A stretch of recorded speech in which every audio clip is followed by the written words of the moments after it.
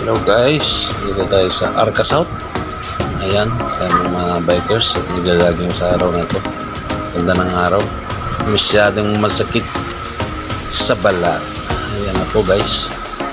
Wow, ganda ng lugar dito ng Arca South. Dito, kunti lang nagbabike, chamba talaga. Hindi masikip ang daanan. Dami naglalaging yan, paligiran ng Arca South. Yan, oh, linis. Oh, ang ganda dito ng mga low-rise condo.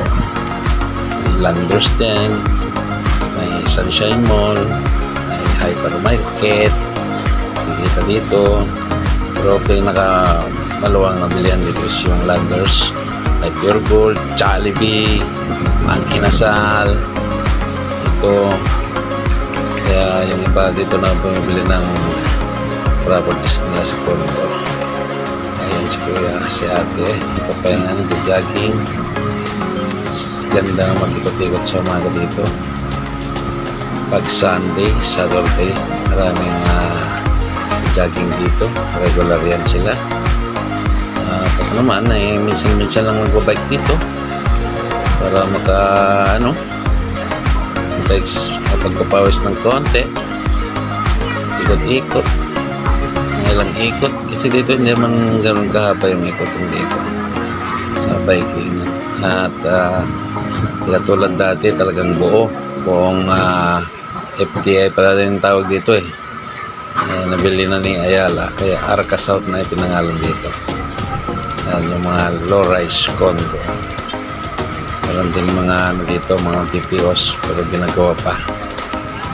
At dito rin makikita yung LTO, BFP, Taguig City. Ito dito, ang linis. Parang nasa ibang bansa. Yan. Ongoing pa yung mga ibang buildings. Ginagawa. At di pa fully developed.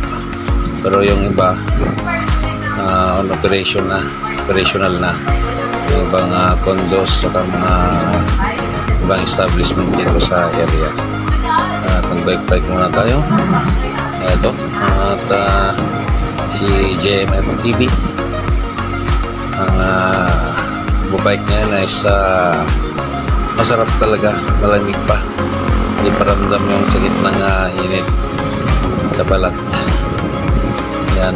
Tuloy tayo ng bike. Yan, may mga mangilan-ngilan nagbabike. At maraming jogging dito. Malinis talaga ng Arca South.